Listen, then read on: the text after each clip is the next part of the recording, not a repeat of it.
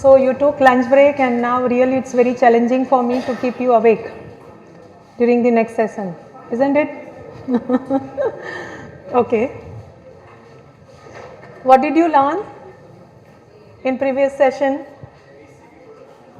Introduction to AI, introduction to data science, backside, are you with me? Okay, what have we learned? Yes? Yeah. Applications, steps of data science. I hope you remember the major steps. Okay, fine. So here I have included classification problem and classification algorithms. Just for information, we will not go in deep. We have already discussed how classification problems are solved. We provide label data, we train the model, and then train model is deployed in real life sector to classify the new input. And these are the various algorithms which we use for classification purpose. But before that, let me tell you that there are three types of classification problems: binary classification, multi-class classification and multi-label classification. So binary classification is where we have only two categories. For example, disease diagnosis, where we output whether patient is suffering from a disease or patient is a normal healthy patient. So there are only two possibilities. So that is binary classification. Multi-class classification, when you input say vehicle and you want automated system to identify which kind of vehicle it is, which may be motorcycle, which may be rickshaw, which may be truck, which may be car. So several categories are there. So this is multi-class classification because multiple classes are there and your input will classify in one of those categories. When categories are only two, it is binary classification. When categories are multiple, it is multi-class classification problem. And multi-label is input may be labeled with multiple classes. So multiple classes are already there and each input may not fall in only one category, it may fall in multiple categories. So that is multi-label classification. And these are the popular classification algorithms: logistic regression, SVM stands for support vector machine, decision tree, random forest. Random forest is a collection of several decision trees. Decision tree is a single decision tree and random forest is a collection of several decision trees.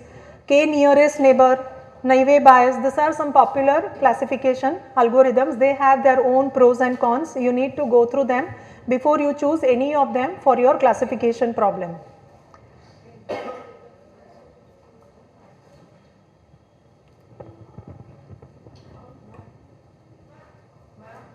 Yeah.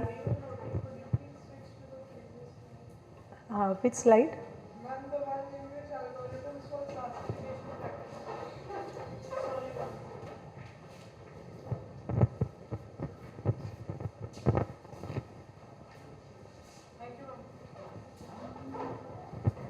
And these are some classification problems in real life, which are email which is categorized in spam, non-spam, handwritten digit recognition.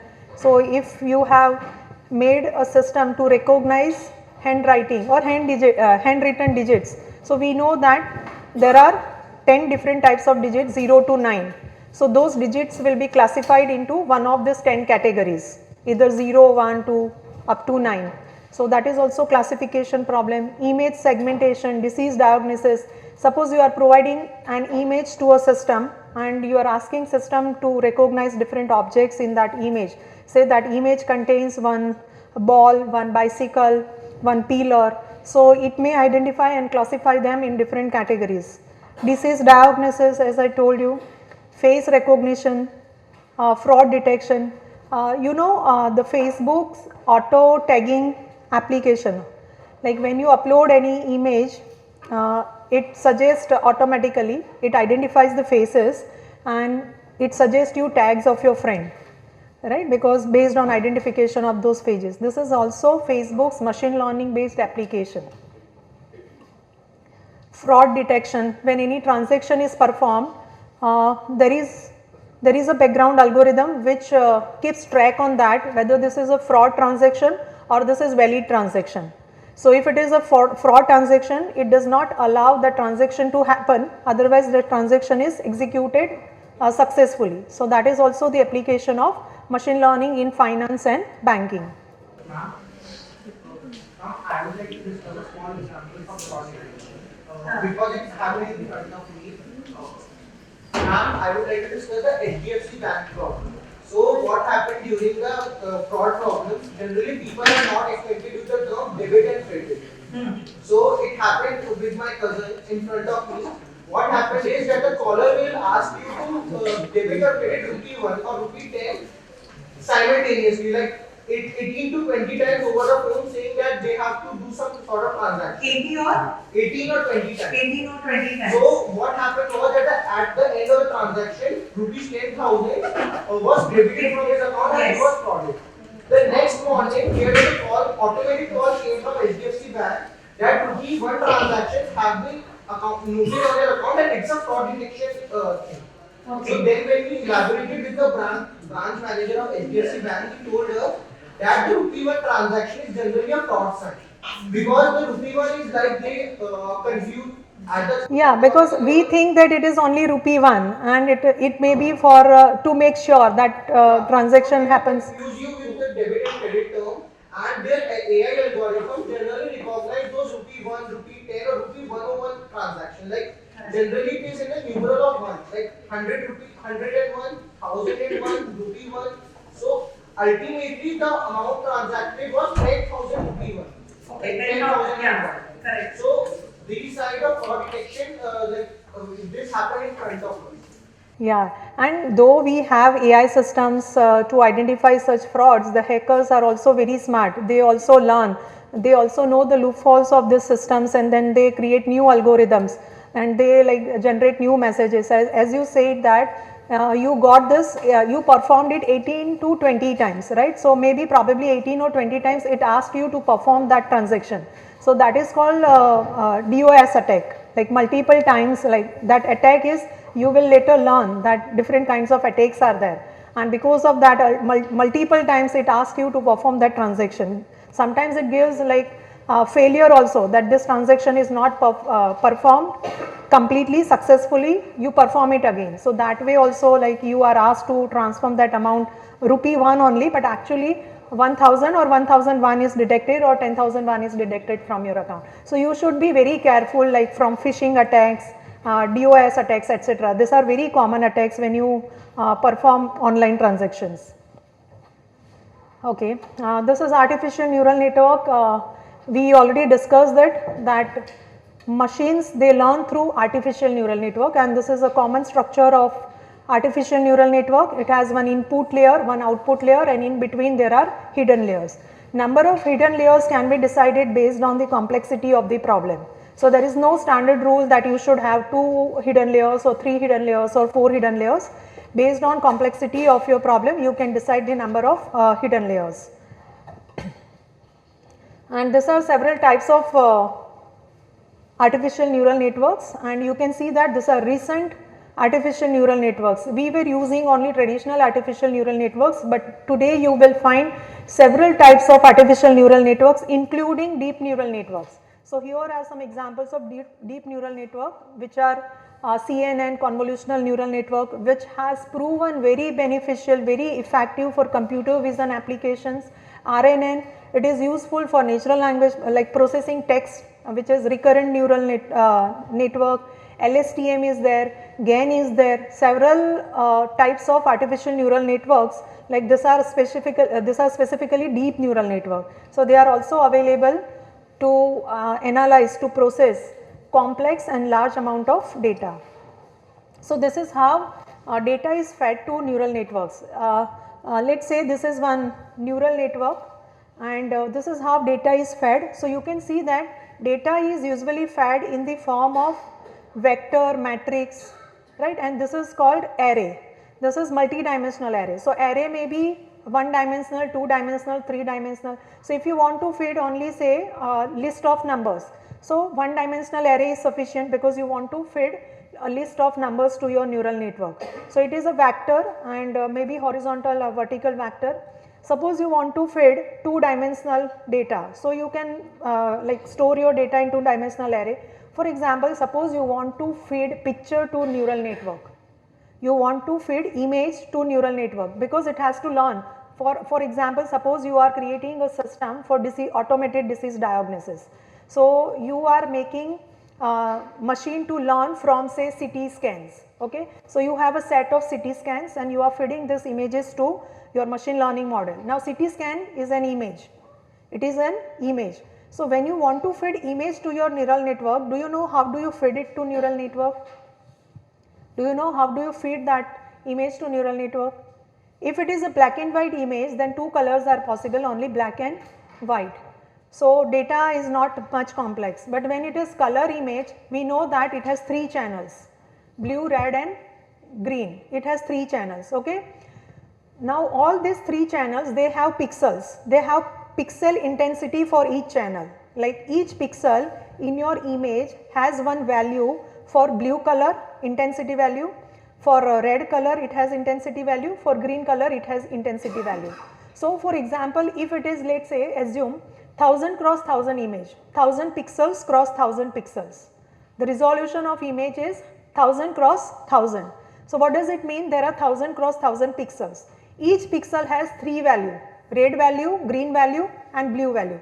So how many matrices of 1000 cross 1000s will be created? How many matrices of 1000 cross 1000 will be created? 3. One for red channel, one for blue channel, one for green channel. I hope everyone at backside is also with me. So they have 3 channels of 1000 cross 1000, okay. So you can create 3000 cross 1000 matrices. So ultimately it results in 3-dimensional data. Outer dimension 3, then second dimension 1000 and then third is 1000. It is 3-dimensional array because 3 channel and each channel is 1000 cross 1000. It is very simple. So you can imagine, so how much data you are feeding, how many values you are feeding to artificial neural network? 3 into 1000 into 1000. I hope you are getting this. 1000 cross 1000 matrix. How many such matrices are there? 3. So 3 into 1000 into 1000. It results in almost 3 into 10 raised to 6. 3 into 10 raised to 6. Yes or no?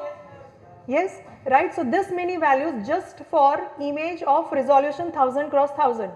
Now imagine the size of image which you are feeding to computer taken by your mobile. Today your mobile phones, they are generating pictures of which size?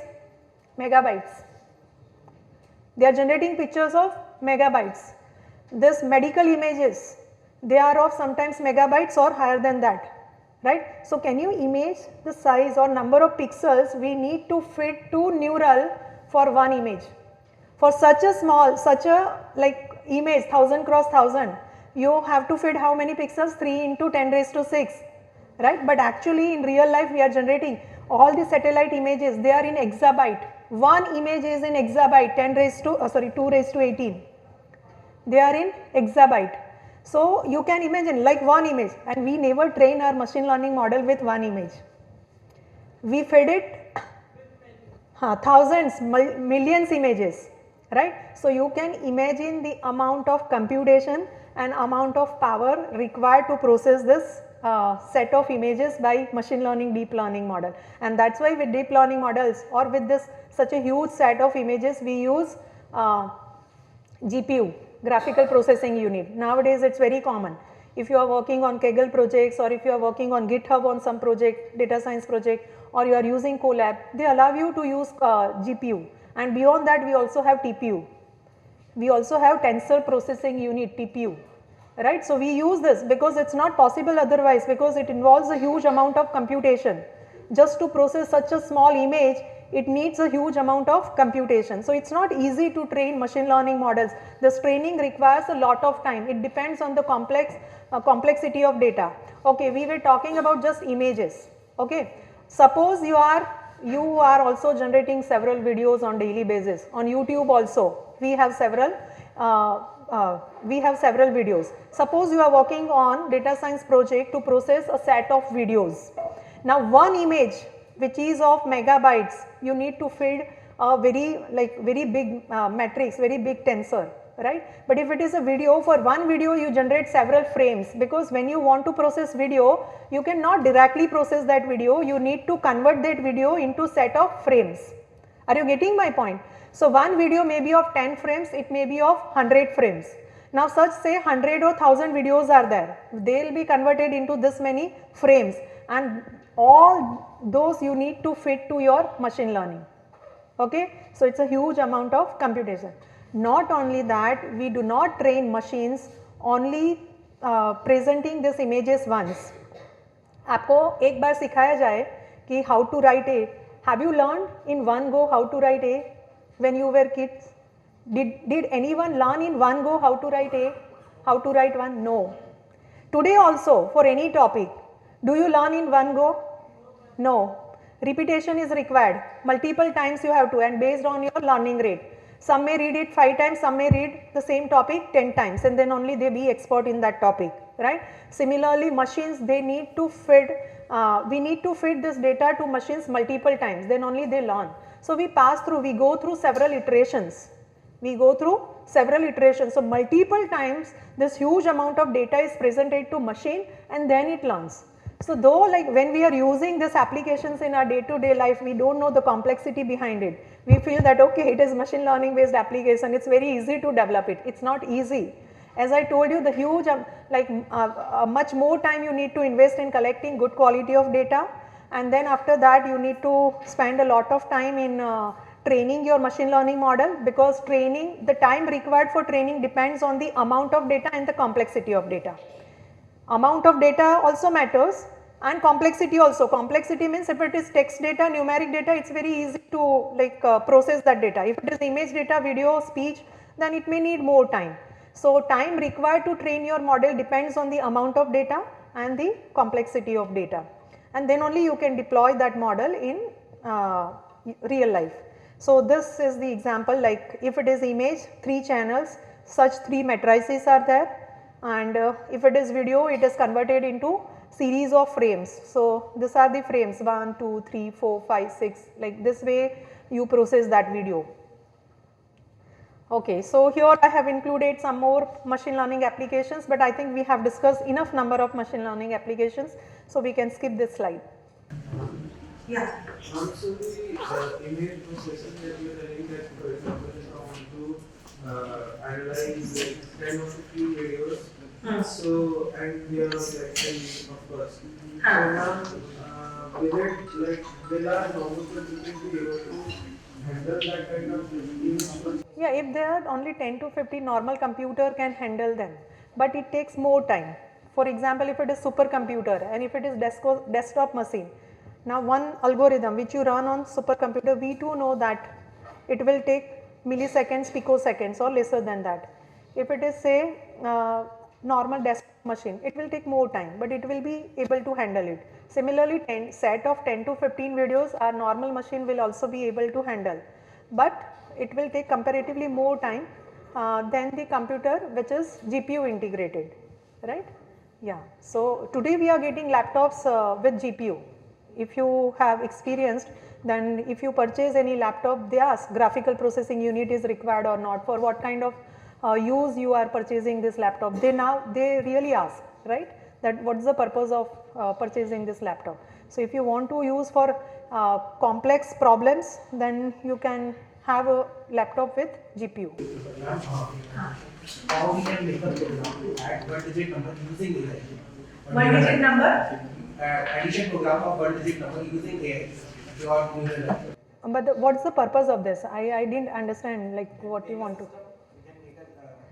We use machine learning for automating the task. So, so what? That way, how we can design. So what we want to design, we want machine Addition to, program of 1-digit number it's very using simple, AI. like one neuron hidden layer is also not required. We can have a simple perceptron in that case, Yes. which will do this task. Does Only- it come under linear separable or something like that? Yeah, it is perceptron like, yeah, linear. Linear separable. Right. This is 5th step, the last step of data science. We were discussing since long, we were discussing the 4th step of data science, that is building model, building machine learning model. And this is the fifth step, interpreting data. Now once you have built machine learning model, you have evaluated it, you have checked its performance, and now it is ready. When it is ready to deploy in the real life, like, so you need to present the results to say layman, the people who are not technical. So you need to present these results to those people in a way in which they can understand. So this results must be like clear to them. It should not happen that only technical people can interpret and understand those results. Non-technical people must be able to interpret those results, because most of the applications, they are used by non-technical people. So this is very important step, that how to interpret, how to present data so that it can be easily interpreted and understood, right. So there are different ways, but the most popular way is visualization, results are presented using visualization methods. So several types of visualization methods are available. Today if you search, then you will find more than 50 types of graphs, more than 50 types of graphs are available, and data can be presented using these different types of graphs. But you cannot choose any type of graph or any type of plot randomly. Here also you need to know that what exactly you need to present to user, whether you want to present distribution of data, whether you want to present comparison between different variables, like what exactly you want to present. If you want to present comparison, we know that bar chart is also enough. If you want to show the distribution, then we can use we can use scatter plot, and some other plots are also there.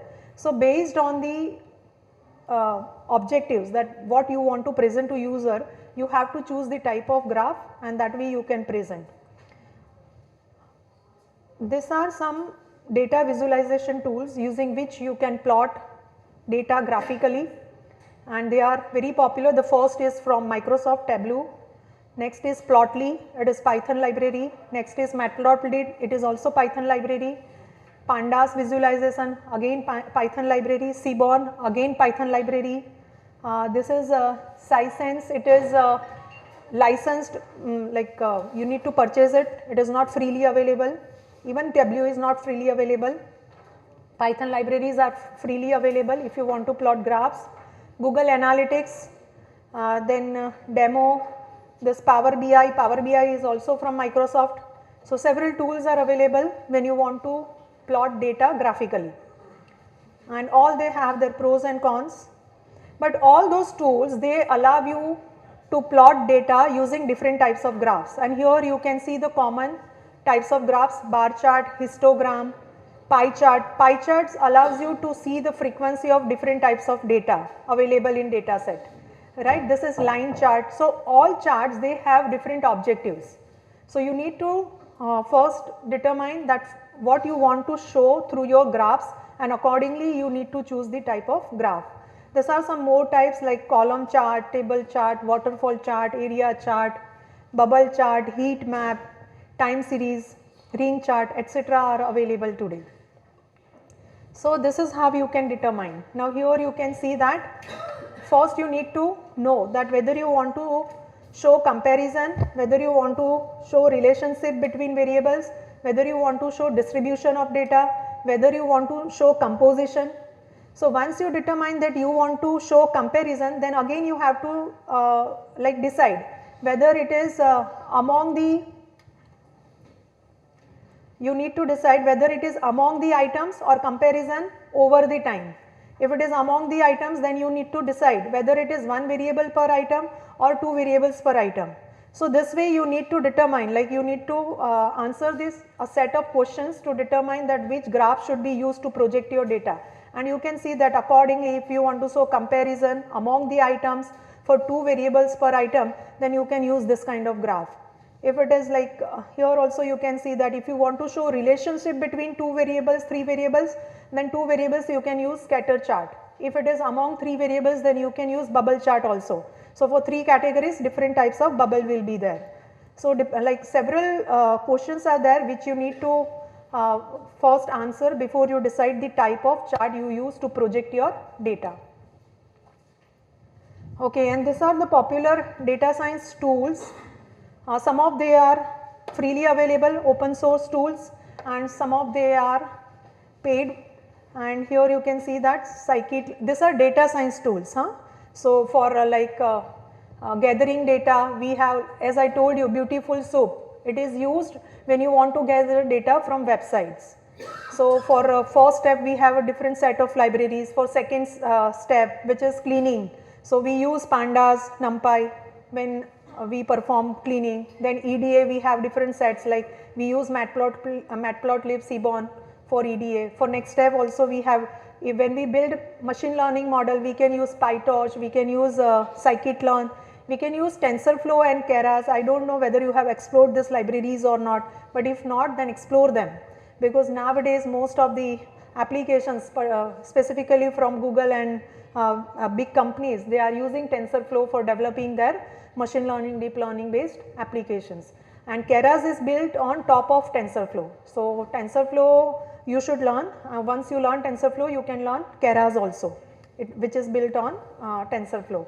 So, these are popular libraries, tools which you can use to build, like these are 7 popular Python libraries. See, pandas, numpy, matplotlib, Seaborn, SciPy, TensorFlow and Keras, right. So, with these 7 libraries also you can work on data science project if you do not want to pay for any tool. These are freely available Python tools. These are now these tools are categorized, like if you want to handle small amount of data, then you can use Excel sheets, you can use Access data, Access database, and you can use SQL queries. If you are handling big data, then you need to know Hadoop and Hadoop Hive technologies like this, and NoSQL, as I told you, it is used when you want to deal with unstructured data, So, this is used when you want to deal with structured data, this is for unstructured data, and this is for big data. Tools to handle real time data, so we have these tools to handle real time data. These are reporting and business intelligence tools, they are slightly different from data science tools, right. So, as I told you, Tableau is Google Analytics and Tableau, they are very popular business analytics tools, even Power BI. So, Power BI and Tableau, they are from Microsoft, this is from Google. Okay, these are some industry popular tools, you might have heard these words, right. If you go to attend good conference on data science, you will see that one of the sponsor is SAS, right, but it should be like reputed a conference, reputed all over the world or all over the nation. MATLAB, it is also popular, but it is paid, not freely available. And you know this R, Jupyter, etc., right. Applications, you can see that these applications are similar to those we discussed for machine learning and AI. So, as I told you, like they go together. So, wherever we use machine learning because data is available. So, data science can also be used in those areas. So, these are the different applications, e-commerce, manufacturing, banking. In manufacturing, I think we did not discuss any application. Manufacturing today, IIoT, if you have heard, IIoT, okay, that is for automation in industry. Production is automated in industries today. So, they are using like when products are created to identify errors in products or to make to check the cost per product, etc., we are using machine learning there. So, like as I told you, wherever we want to make systems automated, we use machine learning. So, machine learning is used anywhere for automation. So, in industry also, in manufacturing also, the productions is automated with the help of machine learning and data science. Yeah, in transport, I think we also did not discuss application in transport. You know, 1 decade before, we never thought that we will have machine learning applications after 10 years. We were not using Siri, we were not using hey Google, okay Google, right? We never thought of, we were relying on all manual ways to fulfill our objectives 10 years back. And today, like when we say okay Google, hey Siri, in response somebody is there to talk to us, right? Even with in transportation, Uber, Ola, etc., you might have experienced that sometimes the fares are higher than the normal fares. So that is also because of machine learning.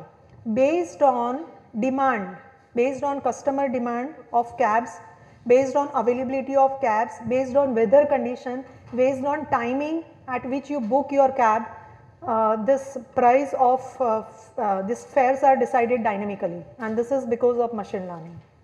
When you start from your source to reach destination, you can check that what is the exact status of traffic. This is also application of machine learning and data science both, right? So this is how it is used in transport, like apart from that self-driving cars. Finance, banking, we saw the applications. In healthcare also we discussed. Yeah, so we discussed this, like drug discovery we discussed, genetic genomics, okay, image analysis. In retail also, like in retail, though we discussed that fraud detection and all, in Facebook, on social platforms, you might have experienced that sometimes you get advertisement of a particular domain or particular product, right? It is, these recommendations are also based on your behavior on those social platforms. So there is a background algorithm which keeps track of your behavior on those platforms, and suppose female are watching recipe videos, then it will recommend more recipe related videos. Suppose men, they are stuck on mobile related videos or fashion, then you will get more recommendation, more videos will be recommended of those domains. So this is also like your behavior is tracked, it learns algorithm, background algorithm learns, and it recommends the similar videos, news, it is like news feed.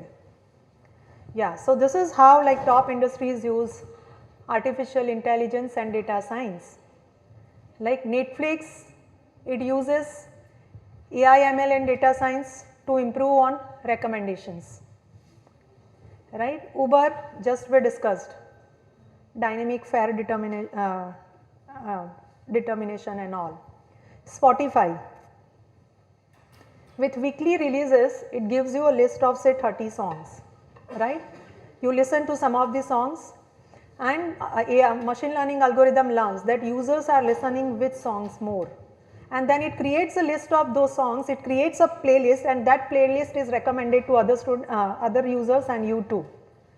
So it learns that which song users are listening to more, and then accordingly it creates a playlist and it suggests you. Facebook, we have discussed automated tagging.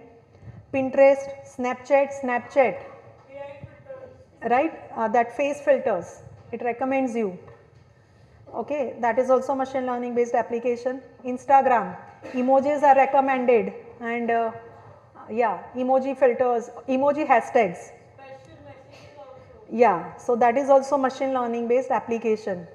YouTube again for recommendations, Google, several applications were discussed. Amazon also, Amazon is mainly for e-commerce, it is using machine learning, AI and data science for e-commerce as well as for its cloud products. So Amazon is doing good in cloud computing also and in e-commerce also. So for several purposes it is using this AI, ML and data science in e-commerce for customer segmentation, then to recommend, to give offers to customers based on their purchase behavior and all, and Visa is also using. So all these top industries, they are investing billions today in AI, ML related like jobs and data science related jobs. Okay, so that was all about AI, ML and data science. Okay, you have also learned that how the entire project goes, starting from gathering the data to presenting results to users. So now let us see some use cases which have been, the solutions have been developed by my research scholars, but they are of healthcare. Like there are several real domains, but these are the use cases of healthcare domain, because specifically we work in this domain. It's not like we don't work in other domains, but our majority of the work is in healthcare domain. And this is like a big sector in which most of the companies are investing today. These are the use cases I have included in presentation, but depending on the time, I will cover 2 to 3 use cases. We can start with this computer aided, sorry.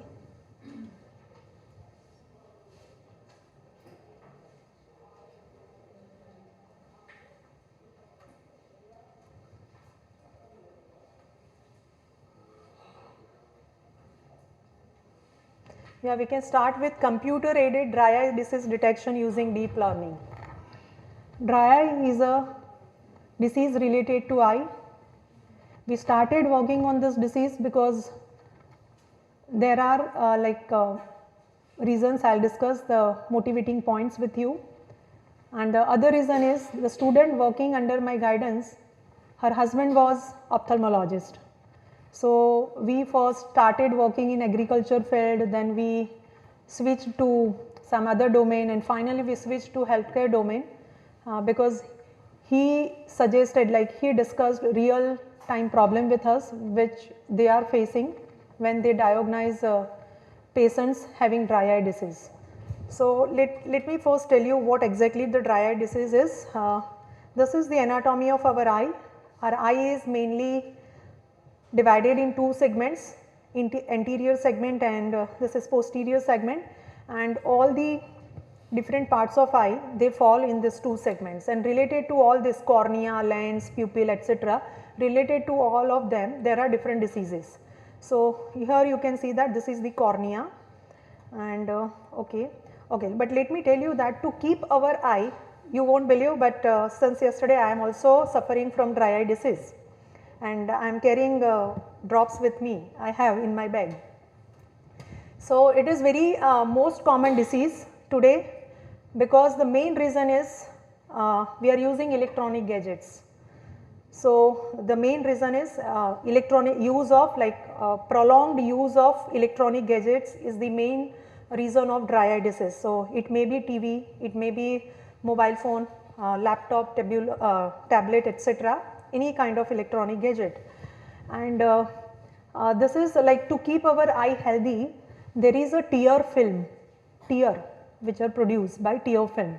So it is a gland which is located on top of cornea. So this is cornea, you can see that it is a transparent thin layer on our eye which is called cornea, and on top of that cornea there is tear film, and tear film produces tears to keep our eye moist, and because of that our eye remains healthy. So when it is dry, like tear production is less or tear film is unstable, which is not producing enough amount of tears. So our eye remain dry, and that is called dry eye disease. Okay, so related to this different parts of eye, different types of diseases are there, and in our research we focused on dry eye disease. Why we focused on dry eye disease? Because these are the reasons that 37% to 47% of all patients who visit ophthalmologists, they visit ophthalmologists for dry eye disease. Like I will tell you, you might also not be knowing, okay, I visited that day for dry eye disease, because you may have red eye, you may have itchy eye, you go to ophthalmologist and ophthalmologist prescribes some drops, but you don't know that exactly what was the disease for which ophthalmologist has prescribed those drops, right. So 37 to 47% of patients, they visit ophthalmologists for this disease. It is a growing public health problem today. So we thought that it should be its diagnosis should be automated. It is a common disease, but still an often overlooked disease, and it is a progressive disease. If it is not treated on time, it progresses and repercussions are critical. And moreover, the patients with severe dry eye disease, the dry eye can be moderate or it can be severe dry eye disease. So, patients with severe dry eye disease, they rank their degree of suffering as much as severe angina and dialysis. So, like their suffering is high, right. So, because of these reasons, we thought to focus on dry eye disease, we thought to make an automated system to diagnose this dry eye disease, which is otherwise manually diagnosed by ophthalmologists in clinics. So, these are the factors leading to dry eye disease. See, this first reason is prolonged computer use, and this is the reason for me. Like for me, there are 3 reasons doctor told me: age factor, this prolonged use of computer, and hormonal changes due to age. So, external medication, smoking, eyelid problems, indoor-outdoor environment, frequent flying, yes, this is also one of the reasons. Aging, contact lens, use of contact lens, these are the factors which lead to dry eye disease, and like we do not know that due to which reason it has happened to patient. And these are the symptoms, and probably like you have also seen in your circles that people sometimes suffer from the symptoms: burning sensation in eye, pain and irritation in eye, sore and itchy eyes, excessive tearing from eye. Sometimes if you have experienced, when you continuously use mobile phone or this desktop laptop machines, you will notice that continuously tears, like sometimes tears come out from our eye, right. So, this is excessive tearing, dryness sensation, blurred vision, these are the reasons, like these are the symptoms, okay. And if this dry eye is left untreated, then it causes infection, it causes blindness or corneal ulcer too, right. So, it must be treated on time. Okay, now this is how clinically dry eye disease is detected. Okay, there are different kinds of tests. They are divided in 2 categories: quality of tear films. Like some test, doctors they check the quality of tears, sorry, quantity of tears. If quantity of tears is less than the required, then they diagnose it as a dry eye disease, and in some tests they check the quality of tear film, and if they diagnose that tear film is unstable, then patient is labeled as suffering from dry eye disease.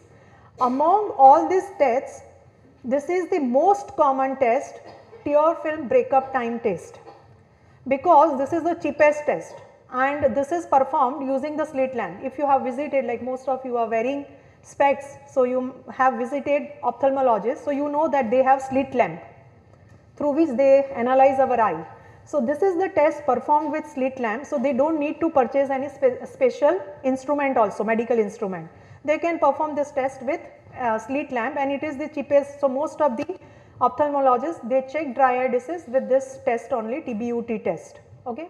Now, TBUT test presently it is performed manually, and day before yesterday when I visited ophthalmologist, it took 2 to 2.5 hours, because I will tell you process through which I passed that day. Okay. So, many times like I have visited ophthalmologist, and so what they do, this is the slit lamp, okay, they analyze, and what they do, first they instill fluorescent, like when patient is suspected suffering from dry eye disease, they need to make it sure. So, it is very subjective, because there are many reasons for redness, it may be infection, it may be due to dry eye disease. So, they need to be sure that it is dry eye disease only. So, first he inspected me, symptoms were observed, physical examination was carried out, and then some drops are instilled in eye, and patient is advised to blink the eye so that drops will be spread over the eye. And then after some time, doctor takes video of our eye of 10 seconds, 10 to 12 seconds, and then they manually analyze for such dark spot. Now, you analyze this video on the right side. After some time, okay, it will start, okay, see, it is starting again, and you will notice dark black spot after some time. So, when they take 10 to 12 second video, and after some time if dark spot is noted, then dry eye disease is diagnosed. This is how they manually carry out this process, but this is very subjective and time consuming. As I told you, it took 2 to 2.5 hours, because they instilled drop in my eye, they asked me to sit there for 45 minutes, 3 times they instilled fluorescent drops in my eye, and then they asked me to sit there for 45 minutes, and then when our eye gets diluted, then only they can analyze it, they can check it. So it's a lengthy process. So we thought to automate this process so that in during mass screening, specifically in government hospitals, we can save a lot of time and doctors can serve more patients. So this is severity of dry eye, like I told you that when dark spot appears, dry eye disease is diagnosed. So they also notice the time at which this dark spot appears. If dark spot appears in time less than 5 seconds, then it is severe dry eye. If this dark spot appears between 5 to 10 seconds, it is moderate dry eye, and if dark spot appears after 10 seconds, the eye is normal, patient is not suffering from dry eye disease. This is how manually they check. So we thought to analyze this process. So what we did for that, when we want to automate this process, it is machine learning. Machine learning is used for automation, and machine learning analyzes data. So we needed to collect data. So when you work in healthcare, the major challenge is we do not have data, because there was no reason for doctors to collect videos and store them, right. So we requested them to collect to collect videos for us. They provided us videos and we converted those videos. I told you that when you want to process videos, you have to convert those videos into frames. You have to convert those videos into video frames, images. So we converted them into video frames, like for 10-second video we created 10, if it is 12-second we created 12, every 1 second we created 1 frame. So they were converted into frames, and we train machine learning model, we use CNN, which is very popular in computer vision, right. So as we are also dealing with images, we used CNN, and using CNN we created model, we trained it with these videos, and we were classifying those frames in 4 categories. If it is blink, then it is not valid. When it is blink, the frame is of blink, okay.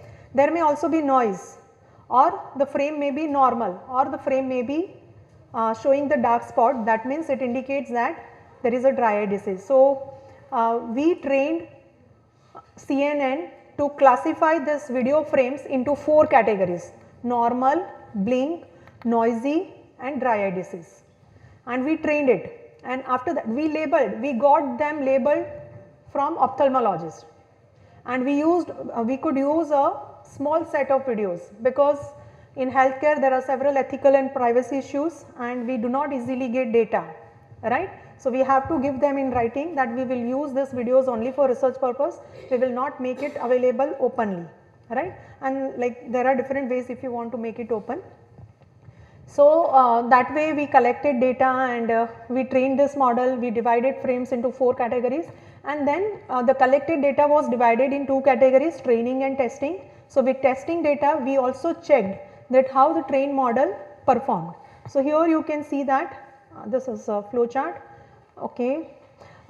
We could collect only a small set of videos. So as I told you that results produced by machine learning models, they highly depend on the amount of data and the quality of data, but we could collect only small amount of data. So we augmented data, and we created a little bit a bigger data set, and then we trained a model with that, and you can see that this is these are the results we got for the testing videos. So we tested 10 videos, and you can see that this is the output produced by our created system, and this is the output labeled, this is the output given by ophthalmologist, which is called ground truth, right. So you can see that for some of the videos it is producing the correct result, and for some of the videos the results are not correct. So that means our model is not producing 100% accuracy, right. The accuracy we got was 80%, because we used very small set of data, right. So this study can be further extended by the researchers and some organizations. They can tie up with medical institutes, they can collect more data, and they can train our model or their new model with a huge amount of data to make accurate automated system to diagnose this dry eye disease. But let me tell you that okay, there are several such unexplored and rarely focused diseases in healthcare, right. So people are not working because they know that they don't have data set. But as I told you, the main job of data scientist is to generate a good quality data. So 70% of time they should spend on collecting data, and then they can, otherwise you will never like contribute to research community if you will work on the problems which have already been explored widely in literature. So if you want to work on new like problem, then you have to spend time in collecting data, and most of the problems in healthcare domain, they are new only, like they are rarely focused or they are unexplored so far, and we have worked on new data getting associated with doctors doing private practice or doctors working in medical colleges. Yes. Yeah, we can generate. So there are traditional ways also to generate synthetic data. That's what we did here. You can see that we originally had only 200 normal frames, 200 breakup frames. We had 100 blink frames and 100 noisy frames. So one thing is, when you train machine learning model, you should have balanced data in all the categories. How many categories are there in our problem? 4 categories. We want to classify input frame into one of these 4 categories, right. So this is multi-class classification problem, 4 categories are there. Okay, now I am training machine learning model, but I don't have equal number of samples in each category, then it would be biased model. So I should have equal number of frames. Okay, if I teach you 10 times how to write A, and if I teach you 2 times how to write B, what will you learn? How to write A.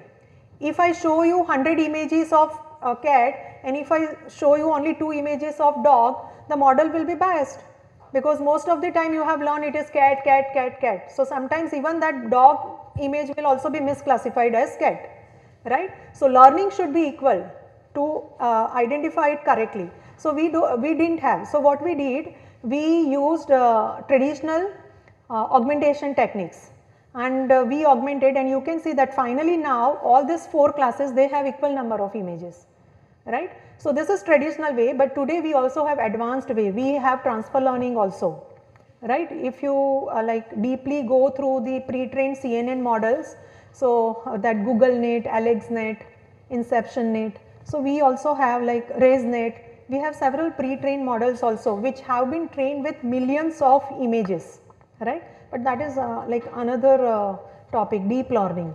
Okay. So there, even if you don't have many images, it's fine, right. You can use GAN to generate synthetic images. One of my PhD scholar is working to diagnose cholelithiasis from ultrasound images of stomach. Cholelithiasis disease is when stones are created in gallbladder. You have heard kidney stones. Stones are also created in gallbladder, and when it is severe, the gallbladder is removed, and people can like remain healthy without it also after certain age. So gallbladder is removed. So it is like we are creating automated system to diagnose that cholelithiasis disease. So we have collected ultrasound images from one research center. We have collected around 500 images, and we got labeled from those doctors. But this 500 images are not sufficient to train our model. So we are generating synthetic images using GAN, generative adversarial networks. Later you search for GAN. GAN can generate any number of fake faces also, beautiful faces, right, faces of human which are not in existence, who are not in existence, right. So there are several applications of GAN, right. जो भी आपको जितना भी fake generate करना है, GAN can be created. So we generated several fake images also using GAN for ultrasound, for abdomen ultrasound, and then like that way we increase the size of data set, and we train our model. So this is required, and there are different ways to augment your data set. Okay, so that was related to dry eye disease. Now see this, let us revise those steps. Which are the steps of data science? Collect data. So we collected data from ophthalmologists. Okay. Second step was clean data. So if there are noisy images, blur images, then either we need to enhance them. You can see that what pre-processing we used. See this is a video frame, and this is contrast enhancement using this algorithm, histogram equalization algorithm, and this is resize. Each frame is resized because they were of different sizes. So, first thing, their size were reduced and they were made of same size, right. Size is reduced because it reduces processing time, and second, they should be of uniform size, so they were made of same size. So, but there can be more steps also. In another application, in another use case, I will show you that it depends on the data. So, this is pre-processing of data, scrubbing data. Third, EDA, right. So, we did it to know the distribution of data and all. And fourth step is build machine learning model. So, this is machine learning model. We built machine learning model, we trained this model with the available data, and then you need to test it. So, then we were testing, right. So, these are the common steps in any real life sector: collect data, scrub data, EDA, build model, I mean train model with that data, and present results to user. Sorry.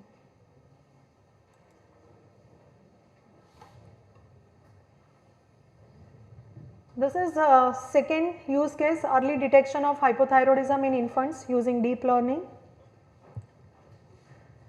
This is also hypothyroidism detection is automated in literature, but not from facial images. We created automated detection of hypothyroidism from facial images of infants. Most of the automated systems, they detect hypothyroidism for adults, and that too from blood test reports, not from facial images. So, we focused on infants. I will tell you why. Everyone knows thyroid is a hormone secreting gland which influences all the metabolic activities in our body, and it is located here, right. These are the different types of thyroid disorders: thyroid nodules, hypothyroidism, hyperthyroidism, goiter, cancer, etc. Thyroid cancer can also be there. Among this, we are focusing on hypothyroidism, okay, in our research, and these are the general complications of hypothyroidism. Okay, you can, okay. These are the general complications of hypothyroidism, but complications of hypothyroidism are severe in infants.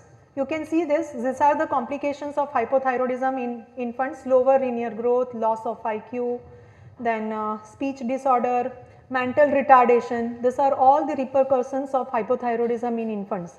So, it must be detected during early stage and must be treated on time, so that infant can be prevented from the severe complications. So, we focused on this disease. Now, this is how clinically it is diagnosed.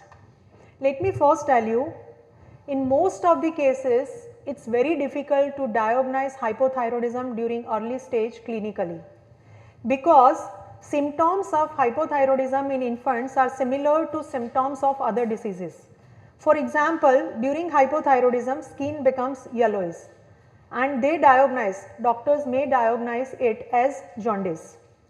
They have swelling at this part of the eye, like below eye, this is the swelling area. They have puffy cheeks, they have flat nose. So, this may be considered as normal features of infant.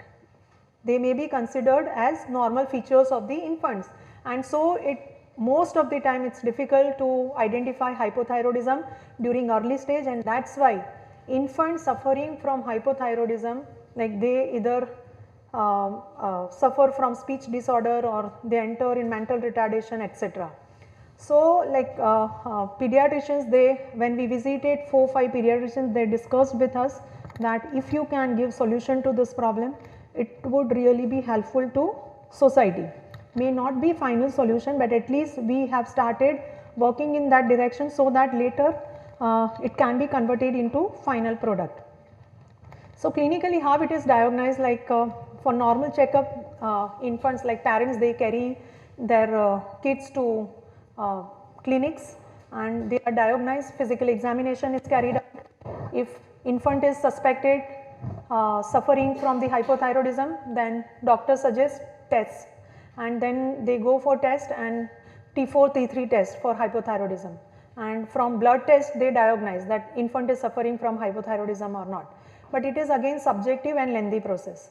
So doctor suggested us that can you make a system which takes picture of face of the infant, and from there hypothyroidism can be detected, because most of the symptoms are on face, they are related to face, and you can see that these are the symptoms: puffy face, jaundice, flat bridge nose with broad teeth and protruding tongue, like this kind of tongue we consider that infant, like this is normal situation, right? And then okay, swelling below eye, around eye, so this may be considered as normal features and they are overlooked. When infant has such features, they are overlooked, okay. So you can see that here also we created a solution. We collected data from pediatric endocrinologists. The first challenge we faced for this application was we didn't have data, because 4 to 5 pediatricians, they suggested us to work on this, and then when we consulted them to get data, they said that we do not have data because these are the cases which we forward to pediatric endocrinologists, and then we came to know that in our area there was hardly 1 or 2 pediatric endocrinologists. When we consulted them, we came to know that he is coming from Bombay, he comes only on Wednesday and Saturday, and when we dropped a message to him, he denied to meet us and he did not provide us data. Then I came to know that there is one popular endocrinologist in Ahmedabad. I consulted her, she also did not reply. Then I requested one adult endocrinologist that can you please make a favor for me, and can you then he invited me in one pediatrician meeting. Then I announced in front of all the pediatricians that I am working on this problem, I need your help, I need data.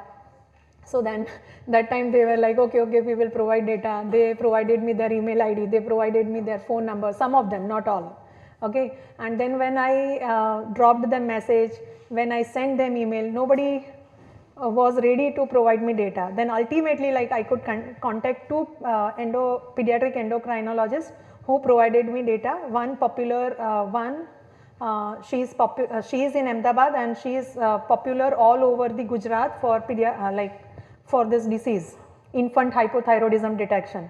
Then when I consulted her, after several attempts, I got her appointment and I met her, and then she told me that there was no reason for which we were taking pictures of infants. So we do not have pictures like facial pictures of image. Then how can we make a automated system, because we do not have data. Then we requested her, can you please take pictures for us over the period of 6 months. Then she said that most of the time normal pediatricians, they do not diagnose during early stage, and cases do not come to me, and by the time they diagnose, the patients infants, they entered in mental retardation or speech order, and that is permanent situation, they cannot be recovered from that situation. So she told me that I daily every month I get late cases, but then I requested her, whatever number of cases you handle, please collect images for us and provide us. So she provided us a set of images, around 150 images she could provide us, and then we worked, and that's why the images are like this. You can see that there is no uniformity, they normally don't have practice, they don't know the value of data, or we can say that the quality of data should be maintained. So they collected these pictures and they provided us, though we asked them to take clear picture of face, but you can see that in some of the pictures it's not only face, you can see some part of body also. So but then we used one algorithm to crop this image and to get face from the image. So here you can see that I can use pointer now. So you can see here that images, the facial image is cropped, and then these images are augmented and then they are fed to this machine learning model. So which is learning features from facial images of patients suffering from hypothyroidism, and then we tested its performance, whether it's performing fine or not. So We tested its performance considering different types of images like normal facial images, then considering the side and slant facial images, then blur facial images, low brightness, and we observed that we were getting almost 80 to 83% accuracy for that. But it was good because that was the first attempt. Like as I told you that in literature you will find that automated hypothyroidism detection from blood test reports, not from facial images and not for infants. This is done specifically for infants, right. So as I told earlier also, there are several such unexplored diseases and you can work on that in your BE projects, right. You may start working from third year, you may think of the project on which or domain in which you want to work using AI, ML and data science, then explore those domains, that what exactly have been done and what is the scope, future scope, maybe agriculture, maybe finance, maybe healthcare, right, maybe like aerospace, it may be any domain, everywhere it is applicable. So, but you need to think in advance that in which domain, because once you need to be sure that in which domain you will work, then once you have decided domain, you also need to know what exactly have been done in that domain and what new you can do, you can offer to society. And then you need to check that okay, you want to work on this problem, you need to check, is data available for this problem? No.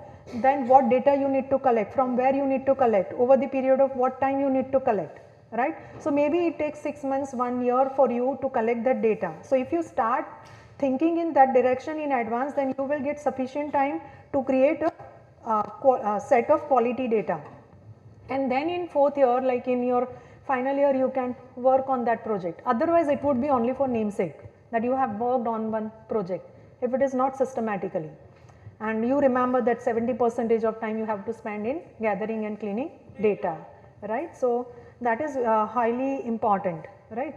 And this is, let me check how much, because I have to demonstrate the working, okay, I have time. So we can discuss one more case study or both.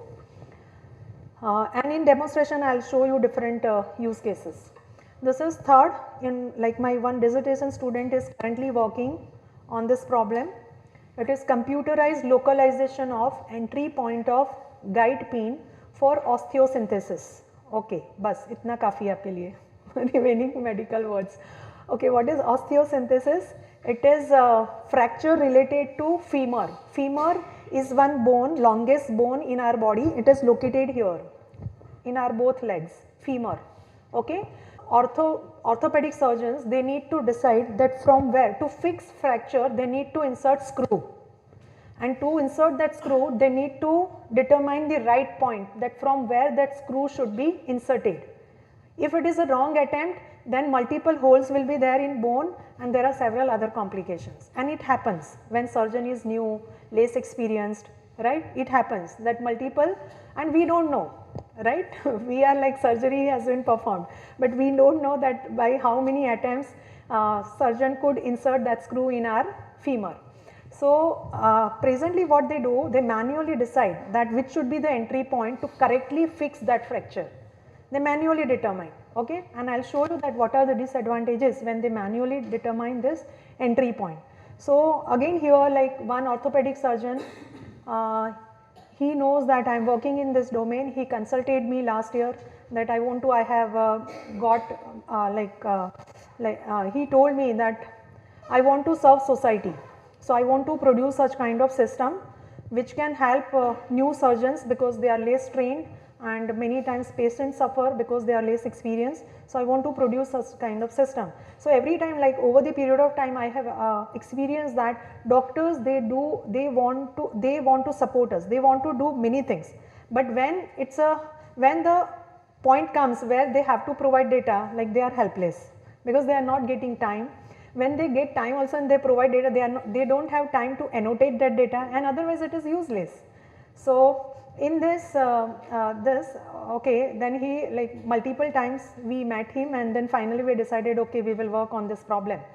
So here you can see that this is femur, red color femur, okay, red color bone, and this is the big, on right hand side you can see the big picture of femur which is divided into different parts. So upper part is known as proximal femur, and our work is related to fracture in proximal femur only.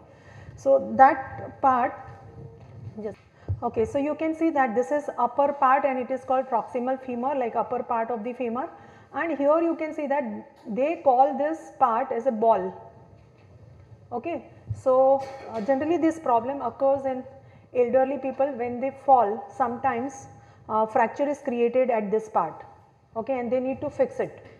So what they have to do, like they have to insert guide pin and screw from right point on this part at this. Okay, so they manually estimate, like they manually decide from where to insert that guide pin and then screw. Okay, this is proximal femur as I told you. Okay, so these are the causes of this problem. More than 90% of femur fracture occurs due to falls, and severe consequences are there, like when this problem occurs, and these are the reasons, causes of femur fracture. Okay. So this is how manually it is done, like when patient goes for surgery to fix that fracture, they take fluoroscopy image of that proximal femur. So this is kind of one medical image, you know X-ray, you know CT scan, you know ultrasound, MRI, this is fluoroscopy image, it is also one kind of medical image. So they take fluoroscopy image of proximal femur and they manually decide that like we went there and we like saw this surgery and we took this picture, and they decide, here you can see that he has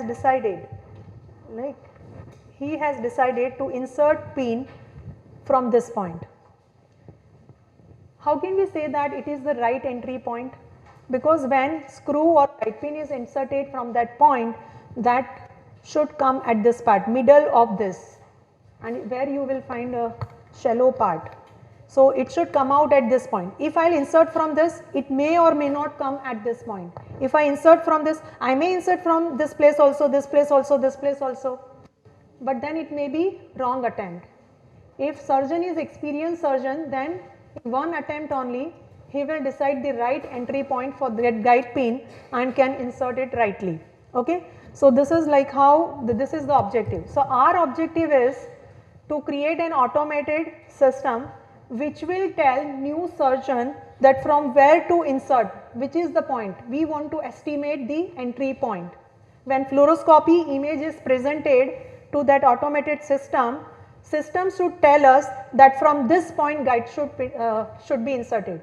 So if the surgeon is less experienced or new, then there won't be multiple attempts. I will tell you what are the disadvantages of multiple attempts. These are the disadvantages of multiple attempts. Angle is chosen arbitrarily to locate the entry point, right? Presently, whether experienced or less experienced, that point is chosen arbitrarily. Multiple attempts create multiple holes in bone which weakens the bone, right? In addition to this, multiple attempts result in multiple time exposure to fluoroscopy. This fluoroscopy, as I told you, fluoroscopy image is taken, right? And this fluoroscopy radiation, the radiation from fluoroscopy machine, it is hazardous to patients. So if there are multiple attempts, multiple attempts result in multiple time exposure to fluoroscopy, which in turn increases radiation hazard to patient. Moreover, different persons have different neck angles, therefore the angle measured using a fixed device may give the incorrect entry point.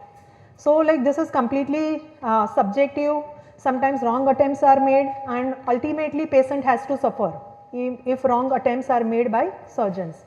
So that is why he wanted to develop an automated system which can suggest surgeon that from where a guide pin should be inserted. Okay, fine. So here you can see that this is the system, this is the model created by us as a solution to this problem. This is the first step. We have collected this fluoroscopy images from that orthopedic surgeon. These are the fluoroscopy images. Now when we analyze that data set, we came to know that we need to apply this pre-processing step. So you can see that the first step is grayscale conversion. It is color image. If we convert into black and white, the processing will be reduced, and to locate that entry point, colors doesn't have any colors don't have significance. So we converted into grayscale. Then blur reduction using one method, Laplacian filter method. Okay. So blur was reduced, then contrast was enhanced so that clearly image can be analyzed, and that tilt correction, right. Some images, like when they are taken from different angles, we need to correct tilt to align all the images. So these are the steps performed to create the data set. These are the pre-processing steps. This set of images is fed to this CNN, and here we are like using regression algorithm. I told you that based on your objective, if you remember, in dry eye disease detection, we were classifying frames into one of the 4 classes. So it was classification problem. So we have to choose classification algorithm. It was multi-class classification problem. Hypothyroidism detection in infant, it is binary classification problem. We check whether infant is suffering from hypothyroidism or not. So yes or no, healthy infant or infant suffering from hypothyroidism, 2 classes. So it is binary classification problem. Okay. This is not classification problem, this is regression problem. We have to estimate point, we need coordinates on that image, coordinates of point from where that guide pin should be inserted. So here we need to use regression algorithm. Okay. So based on your problem, based on your objective, you have to make right choice of algorithm. We have yet not produced the final results with this. I will not show you. Like you can see, this is the data set. Images we got from orthopedic surgeon, they were of different sizes. So we converted them into same size, and these are the different steps like pre-processing, grayscale conversion and blur reduction. Okay, this is I told you that different types of plots are available for different objectives. So this is which kind of plot? This is which plot? Histogram. Histogram allows you to see the distribution of pixels in image, distribution of colors, right. So here you can see that the purpose is, you can see blur reduction, blur is reduced. Then if you see, can you notice that whether blur is reduced or not? How much it is reduced? You can't observe, right, that how much reduction has been applied. Okay. But that you can observe here. These are grayscaled images and these are blur reduced images. But can you notice the difference between these 2 images? Can you notice difference between these 2 images? Oh, okay, sorry. Your mouse is working here, but it's so you can't see the difference between these 2 images. You can't see the difference between 2 images. But here, if you plot the histogram, you can see the like difference in pixel intensity, and that shows that blur is reduced. Okay, you can see that this is for grayscaled image and this is for blur reduced image. So that's why you can use histogram here. This is contrast enhancement. Okay, these are blur reduced images, then contrast is enhanced. Can you see the difference? Like, okay, here a little difference you can notice, but here you can't see the difference between these 2 images, But if you plot histogram, then you can see the difference whether contrast is enhanced or not. Okay, it is not included here. Okay, fine. So this is a new problem. As I told you, I am specifically working in healthcare domain. So all the use cases are of this domain, but for different real life sectors you can find several use cases in Google. This is leukemia detection and classification for whole slide image. One PhD scholar is working on this problem, and recently we have filed a design patent to detect leukemia using ATM machine, because in rural areas we do not have a specialist of like doctors, specialist doctors. So we can use ATM machine there. So like leukemia detection and classification. Leukemia, in short, it is blood cancer. Okay, I will not go through much details. These are like from medical domain. This leukemia can be of one of these 4 types.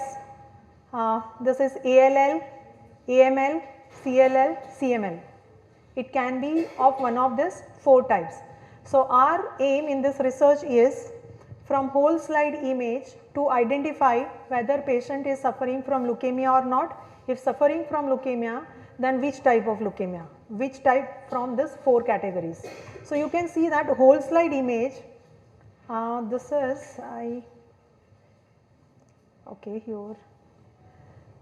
This is part of whole slide image, this is not entire whole slide image, this is part of whole slide image, but here you can see that when patient is suffering from ALL, you can see that some cells, they are of this purple color. When it is AML, such kind of cells are created in blood. When it is CLL, this kind of, like there is a minor difference in color, but there is a difference which they manually what they do, like clinically they analyze this whole slide image using microscope, right, and then they decide whether patient is suffering from leukemia or not, and this is for CML. So, we are making an automated system to diagnose from whole slide image whether patient is suffering from leukemia or not and which type of leukemia. We collected data set from pathology lab and also from one university in Italy because they are doing very good in this domain. So, we collected from that lab, we have collected data set. Okay. And here also, like you will see that there are several disadvantages when this diagnosis is performed manually, and we can overcome those disadvantages when we automate leukemia diagnosis. So, here you can see that this is a set of whole slide images, these are whole slide images. Do you know that blood is taken and like drop is spread over the slide, adding some chemical, the stain, like it is stain and picture is created. So, that is whole slide image, microscopic whole slide images of leukemia patients, and then here like this is very critical step. This slide includes thousands of blood cells and there are very few cells related to leukemia. So, first we have to identify, we have to segment this whole slide using segmentation approach, and then pre-processing is done and machine learning model is done, machine learning model is trained with that with those kind of segmented images, and then finally like we can check whether patient is suffering from leukemia or not. So, these are some use cases, like now I do not know whether you can correlate the steps which we learned today in previous session, the steps of machine learning, the steps of data science, like here also we have performed the same steps. So, I hope that you could have connected those steps with these use cases, fine. Okay, now, okay, let me first discuss challenges and future opportunities, and then I will demonstrate that how you can implement data science project in Python. Very simple steps. If you have learned NumPy, Pandas, Matplotlib, then steps are very simple. So, I will show you that how you can do that. But before that, let us see the challenges and future opportunities in AI, ML and data science. So, though AI, ML and data science have brought several technical advancements in several real life sectors, still there are some technical and non-technical challenges in this domains. So, let us see, the first challenge is lack of centralized data set that comprises of data from different regions of the world. For any domain, real life domain, suppose you are trying to provide an autonomous solution for agriculture field. So, you may collect data from farmers of your region or say your state, but you do not collect data from different states of nation or different countries of world. Then the results produced by that model, because your model is trained with data of your region only, okay. So, it will produce effective results only for inputs from your region. But if the same model if you use in different region of the country or different region of the world, it may not produce accurate results, because like it is biased model, you have trained it with data of your region only. So, it does not have knowledge of data of other regions.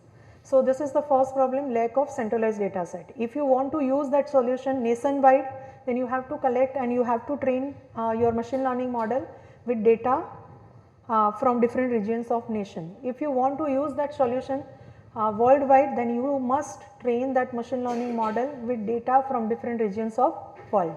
Okay? But we do not, in any sector we do not have such centralized data set. Dearth of quality data, because data vary largely due to several factors. I gave you example that when you collect medical images from different radiology centers, they use different machines. Some radiology centers may be using old machines, some may be using latest machines. So, they are different in configuration and specifications, right. Even sensors, when you use sensors to collect data, right, there are different sources and sometimes not even one type of source you use to collect data, you use different types of sources to collect data which are in different formats. So, we do not have quality data, so that is also one biggest challenge in real life sectors. Lack of sufficient annotated data, that also we discussed, that specifically in country like India, we are a highly populated country and in almost every real life sector professionals are busy in their routine jobs. So, they can spare very less time to annotate our data because it is a honorary job and it is a cumbersome job also. So, they can spend very less time. So, that is why like when we do not annotate data, how can we train machine learning model? We need to annotate that. Recently I told you that last week when I was at IIT Hyderabad, so that time a professor from USA University, he presented his latest work on NLP related to COVID-19, and there also it is, though they are not populated like us, that country is not populated like us, he told us, he shared with us that daily he was paying to his students to annotate that data. He hired 3 students, he was paying $15 per 1 hour to those students to annotate that data, because this is very important task, and if you give this task to more number of people, then it would be subjective, right. So, it should not be even subjective also. When you annotate the data, ideally if one person, one expert, but it is also like it also has some drawbacks. So, annotation anyway, but annotation is very important and lack of sufficient annotated data is also a problem. Next is imbalanced data, that also we saw in use cases. When we train your machine learning model, if it is multi-class classification problem or even if it is binary classification problem, you should have equal number of samples in all the categories. Moreover, when you are training, you know, for hypothyroidism detection, we did not train system only with positive cases, we also trained it for negative cases. So, we also fed system faces of healthy infants. So, to avoid accuracy paradox, you should train your system with positive as well as negative samples, only positive samples are not required. Are you getting this, right? If I teach you how to write alphabet A, alphabet B, but I do not teach you that how these letters are written in small case and cursive writing, like you will have limited knowledge and you will not be able to differentiate, right. So, this is required. Adequate training of machine learning, deep learning models due to limited data, inadequate training, right. So, as we have limited data, limited annotated data, we are not able to provide sufficient training to machine learning models, though we have good algorithms, as we have limited good quality labeled data, we are not able to provide sufficient training to models, and that is why models are not able to produce results with high accuracy. Next is validation of AI driven applications in other regions of globe to prove its competency and effectiveness. This is not possible if you do not train that model with data of different regions. So, you can't prove its effectiveness, its competency for other regions if you have not trained that model with data of those regions. How to modify existing algorithms and take benefit of, okay, we can skip it, lack of interpretability. This is the biggest problem. This is also emerging area. I do not know whether you have heard or not, explainable AI. It is known as XAI, artificial intelligence, we call it AI. Explainable AI, we call it XAI. It is explainable AI. Presently, this machine learning and deep learning models are black box models. They produce results, they produce decisions without interpretability, without explanations. They don't tell you that why they have made this decision. When you feed image, it may tell you that it is cat, but it does not tell you that why it has decided that it is cat, due to which features it has decided that it is cat. Okay. For any such problem like classification prediction problem, no model is giving like there is decision tree which is giving explanation, but most of the models they do not give reasons for their decisions, and that is why in some fields like in specifically in medical field, doctors and patients they do not trust results produced by AI assisted systems, because they are like on what basis it has decided. Okay. So, they need explanations, and so we have explainable frameworks. We can use these frameworks to produce results with explanations.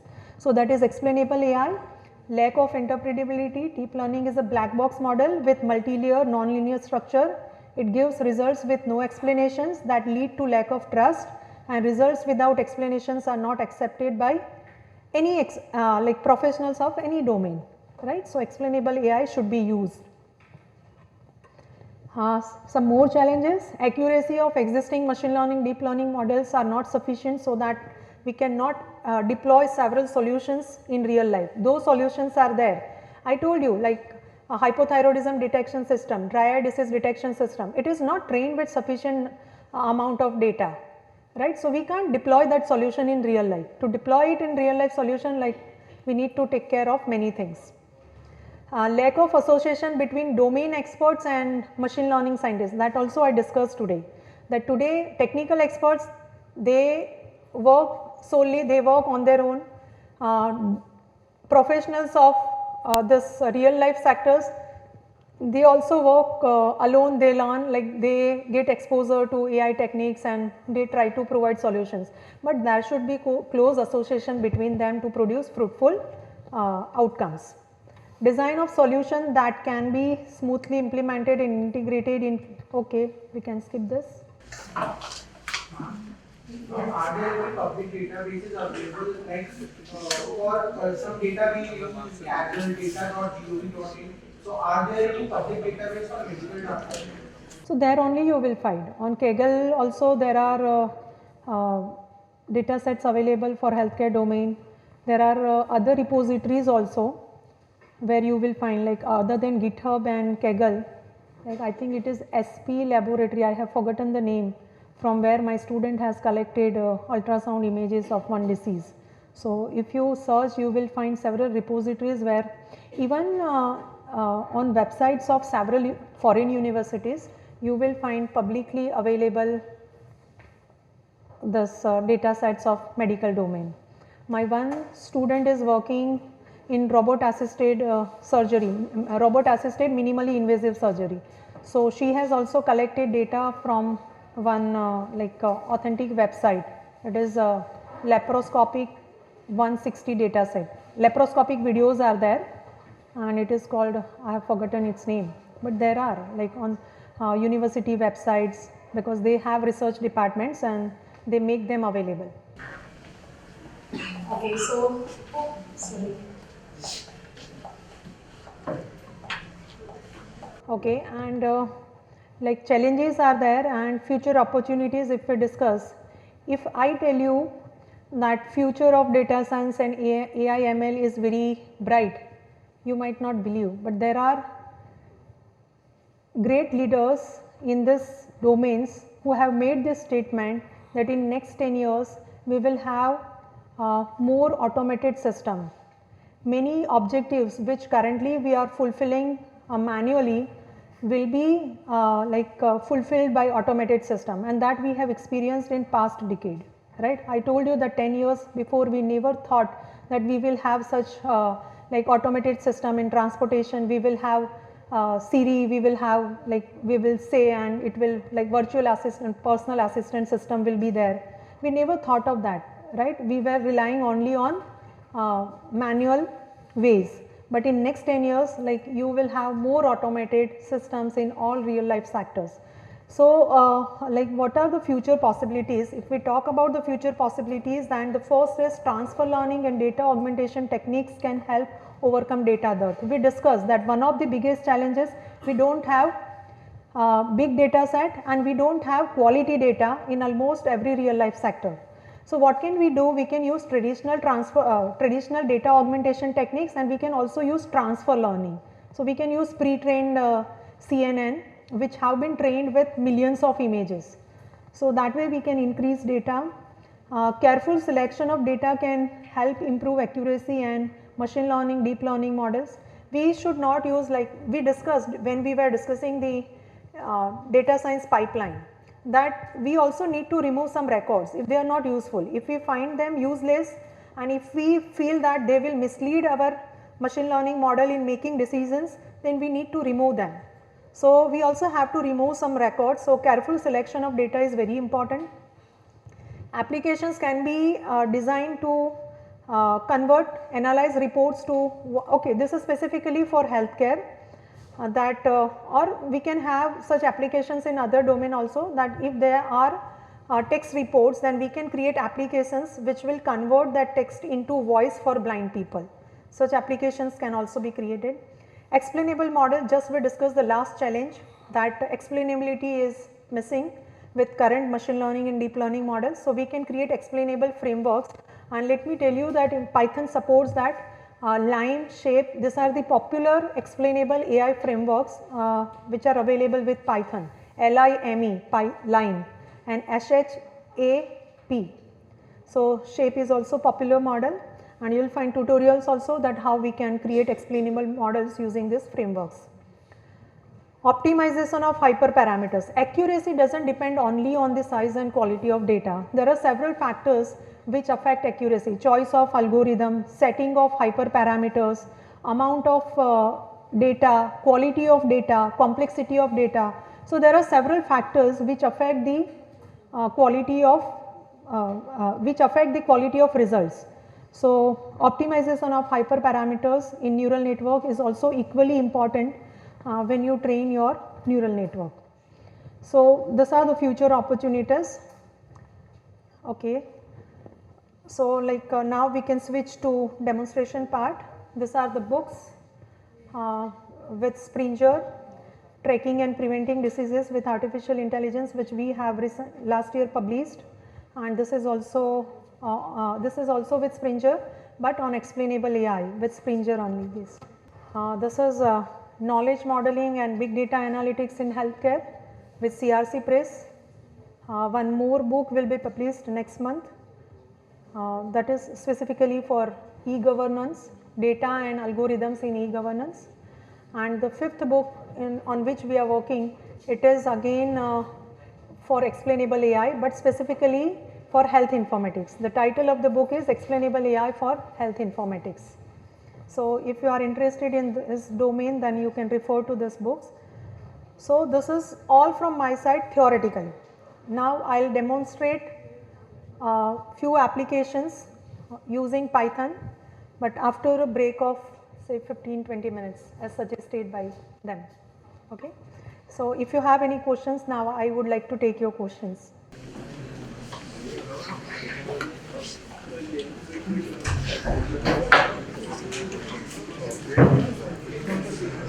Yeah, break, and I'll demonstrate applications after break, half an hour.